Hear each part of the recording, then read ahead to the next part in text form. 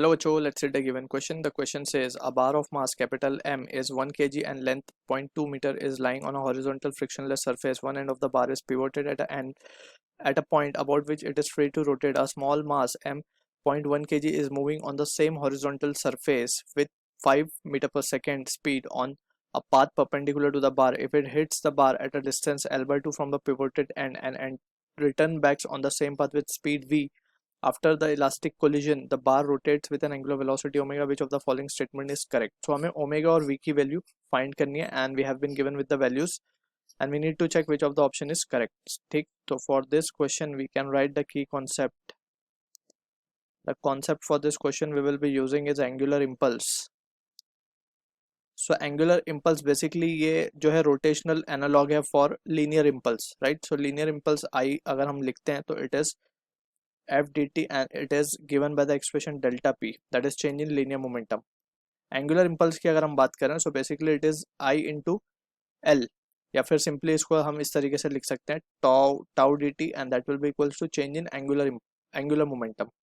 ठीक है ना, तो ये बेसिक एनालॉगस टर्म्स हमें पता होने चाहिए. So for the question given अब हम बात करते हैं हमारे क्वेश्चन की. तो सबसे पहले हमारे पास एक बार है जो कि यहाँ पे एक एंड से पिवोटेड है इस तरीके से. ठीक है, इस पे एक स्मॉल एम मास की बॉल जो है, स्मॉल एम मास बेसिकली वो हिट कर रहा है with some velocity. Let's say हम मान लेते हैं 5 मीटर पर सेकंड गिवन है तो डायरेक्टली लिख रहे हैं, या फिर इसको बोल देते हैं कि ये v let's say v dash है ये, राइट. और after striking this mass is coming back on the same perpendicular distance और इसकी स्पीड हमें गिवन है. वो किस स्पीड से वापस आ रहा है वो हमें गिवन है, वो है v. ठीक है, v से वापस आ रहा है वो. अब हम बात कर लेते हैं और ये कितने डिस्टेंस पे हो रहा है, यहाँ से ये हो रहा है L/2 डिस्टेंस पे, L/2 डिस्टेंस पे. ठीक है, ये पिवोटेड पॉइंट है. अब यहाँ पे हम बात करते हैं कि हमें ओमेगा और वी फाइंड करना है, right.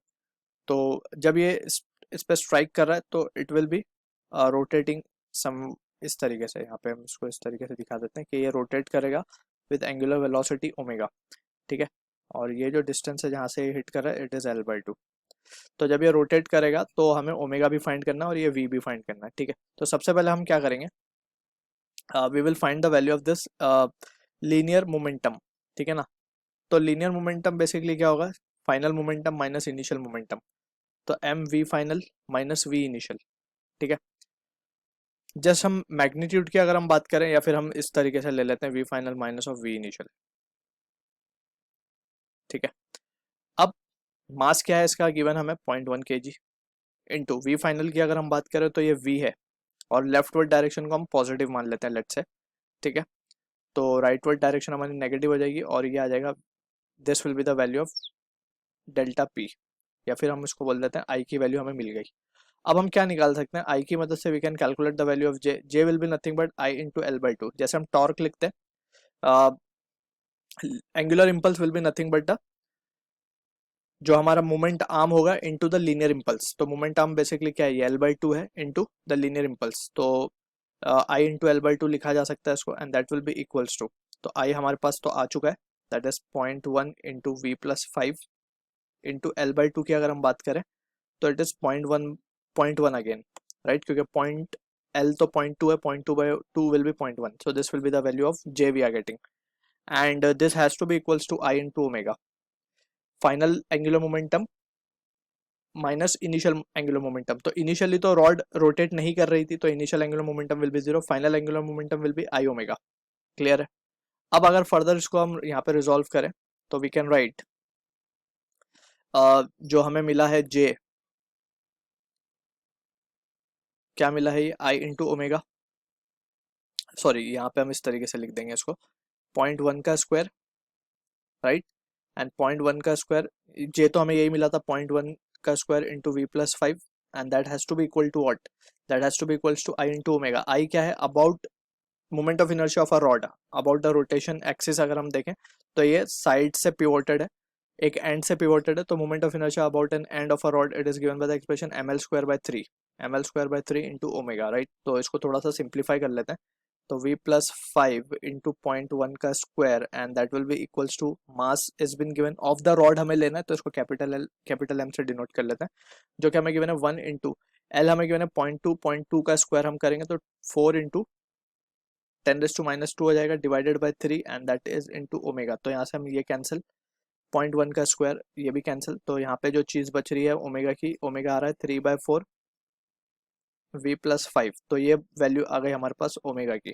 Let's say this is our expression number 1। अब ओमेगा और v दोनों ही अननोन है, तो एक इक्वेशन और चाहिए हमें, ठीक है।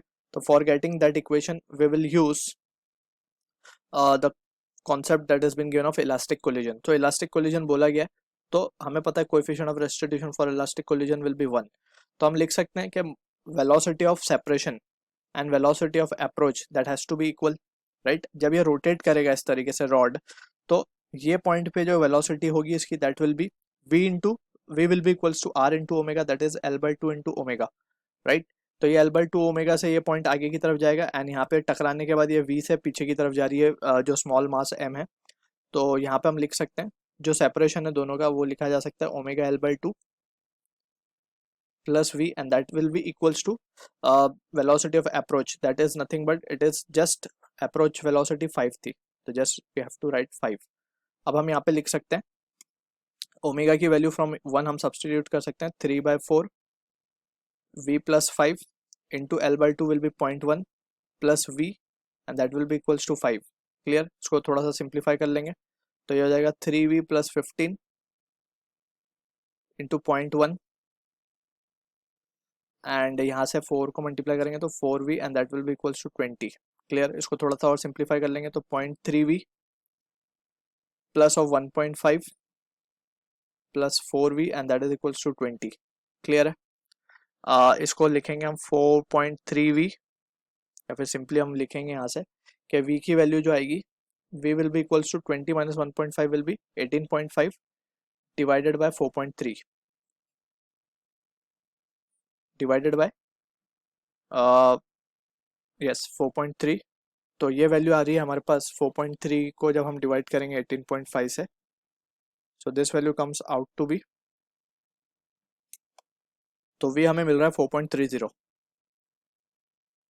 तो एक वैल्यू तो हमारे पास आ गई and it will be in metre per second. So option C और डी को तो हम डिस्कार्ड कर देंगे। अब हमें ओमेगा ढूंढना है, तो from equation 1 we can write simply from 1 omega will be what 3/4 into v हमारे पास है दिस, तो ये हो जाएगा 9.30। क्लियर है, तो 9.30 into 3 9.30 into 3 divide by 4, so this value comes out to be 6.98 6.975 आ रहा है, तो इसको हम 6.98 लिख सकते हैं and it will be in radian per second. So this is the answer for omega. So option A will be the correct answer for this question. I hope you understood the solution. All the best.